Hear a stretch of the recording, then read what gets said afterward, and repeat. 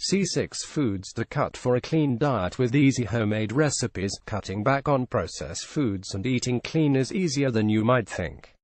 We may never all agree on just what eating clean really means, but if cleansing your diet means you think about your food, learn more about where it comes from and how healthy it is for you, that's a good thing.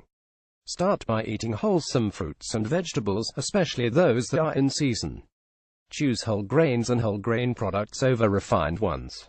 Try limiting but not necessarily eliminating saturated fats, sodium and added sugars in your cooking and in the prepared foods you choose. For many of us, the easiest way to eat clean is to cook at home. While we don't all have time to make everything we eat from scratch, it can be fun and easy to try your hand at making a few of the convenient processed foods you'd usually buy. What are processed foods? They often come in a box or a jar, can be high in added sugars, low in fiber and whole grains, processed with sodium, high in fat, or include trans fat and lots of saturated fat. While snack foods, candy, cookies and crackers are certainly considered processed foods, healthy foods can fall into this category too. Here is a list of 6 common processed foods that you can easily make a healthier homemade version of. Hilary Mayer, Associate Food Editor. Pictured recipe: buttermilk ranch dressing. Next time you grab a bottle of salad dressing off the shelf, read the ingredients. It may alarm you that something so simple has so many ingredients that you've probably never heard of. Some keep the dressing from spoiling on the shelf, while others are used to improve texture. While some may be harmless, it's easy to avoid them if you make your own dressing at home.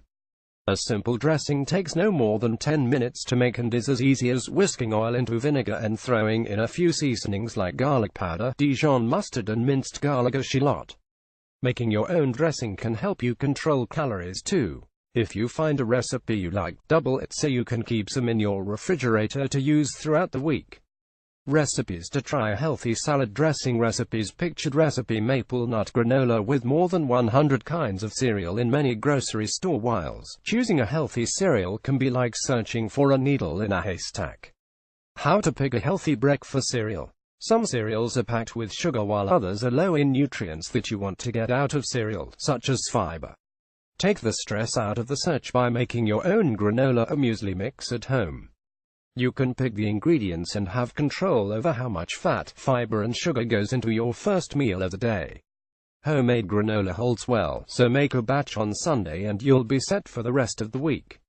And cost-wise, you'll get more for your money by making a batch than buying a box of cereal. Recipes to try: healthy homemade granola and muesli recipes. Pictured recipe: sweet potato peanut biscuit. Sure is convenient to have canned soup on hand, but it's high in sodium. Yes, you can get low sodium versions, but that limits your selection. And many cans are lined with the chemical BPA, which has been linked to infertility, heart disease and diabetes. So instead of foregoing soup altogether, get out your soup pot and get cooking. Most soups freeze well, so if you like the convenience of portion control, freeze them in individual serving sizes. Don't have the whole afternoon to spend in your kitchen. Many delicious soups can be made in 30 minutes or less. Don't miss 30-minute soup recipes. Pictured recipe: salsa palermitana Palermo style sauce. We don't often think of pasta sauce as being sweet, but many jarred pasta sauces have sugar listed as an ingredient. Although it's not a lot of sugar, it's certainly isn't necessary. Another problem with jarred pasta sauce: it's high in sodium. You can do much better at home. You can make a simple sauce by just adding garlic powder and fresh basil to canned, no salt added crushed tomatoes. Look for crushed tomatoes in glass or aseptic packaging if you're worried about BPA, and add a pinch of salt to bump up the flavor. Or you could sauté fresh chopped tomatoes and minced garlic in olive oil in a sauté pan until they melt into a nice thick sauce. Either way, you have options. If you make a big batch, you can freeze leftovers for later use. Recipes to try: healthy homemade pasta sauces. Plain, low-fat and non-fat yogurt offers plenty of calcium and probiotics that help with digestion. But no one wants to eat plain yogurt by itself, so we often reach for flavored varieties. The problem here is that flavored yogurt can contain artificial colors, flavors and sweeteners. Even the healthy-sounding fruit at the bottom stuff is less than ideal, since it can come loaded with sugar, making it more like a dessert than a breakfast food.